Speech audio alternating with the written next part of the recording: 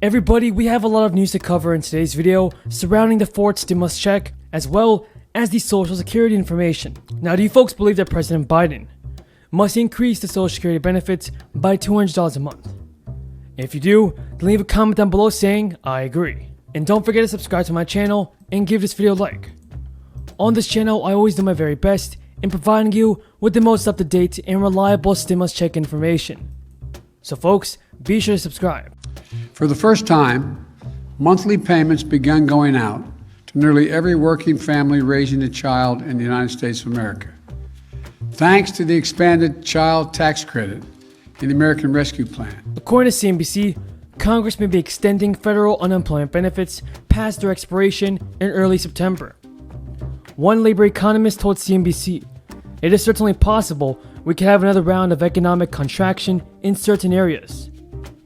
Folks, and the unemployment system won't be there for people the way it's been over the past year. Around half the states, largely Republican, have already withdrawn from the federal unemployment programs early. The senators and governors said that these benefits were keeping people from returning to work. Some economists say the dynamic is one Congress should be considering given recent statistics. Soaring caseloads were the reason Congress initially created the crisis-era benefit programs in March 2020. Via the CARES Act, the unemployment system expanded significantly, giving assistance to those who had exhausted state benefits and to those who don't normally qualify for state aid, like the self-employed, gig workers, and parents who had to take care for their kids at home. What are your thoughts on this, everybody? Do you believe that federal unemployment benefits should be extended? Leave a comment down below saying yes or no.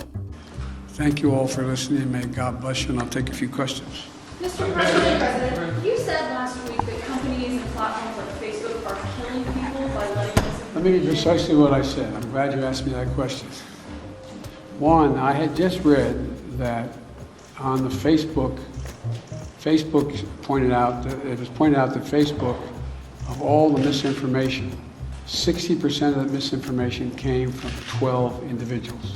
Now, the IRS also shows that the country turned away or simply failed to cash around 1.4 million stimulus checks, and that's a whopping $1.7 billion of unclaimed stimulus money. Citizens across the country, in states like California, Florida, and Texas, all missed out on receiving their stimulus money and the much-needed stimulus check. Democratic politicians continue to urge Joe Biden to reintroduce another round of extra cash. After all, everybody, we do know that there are still many Americans across the country that are suffering financially, and the fourth stimulus check must be approved very soon. And if you guys agree, then let's get this video to 1,000 likes. More than 24 Democrats have called on the White House to introduce automatic stabilizers tied to a relief package. The proposal was designed to prevent delays as lawmakers continue to quarrel in Congress. Yahoo Finance reports that the proposed legislation includes unemployment as an automatic stabilizer, which would enable the current number of eligible jobless Americans to claim an automatic relief payment. Around 36 million American families are set to receive monthly checks from the IRS as part of the expanded child tax credit, and this is basically like a fourth stimulus check.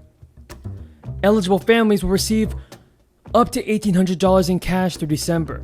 However, the tax credit has a wrinkle that may prompt some families to bypass the federal program. Jen Psaki told CBS News that the Biden administration has proposed extending the monthly payments for 5 more years. She told reporters he thinks that this is a central benefit that will help families help get women back to work. The CTC is refundable, which means that people can get it even if they don't even owe federal income tax. But the IRS says families will have to either file a tax return or register through the agency's non-filer portal in order to qualify for the benefit. But there is one major difference between the stimulus checks and the enhanced child tax credit, and how the IRS treats overpayment. With stimulus checks, recipients do not have to repay the IRS if they received more than they were entitled to. But it's not the case with a child tax credit. What do you think about our politicians in Congress? Are they doing what it takes to help out the American people like you and I? And do you believe that President Biden will send out a fourth stimulus check this year and help out the great American people?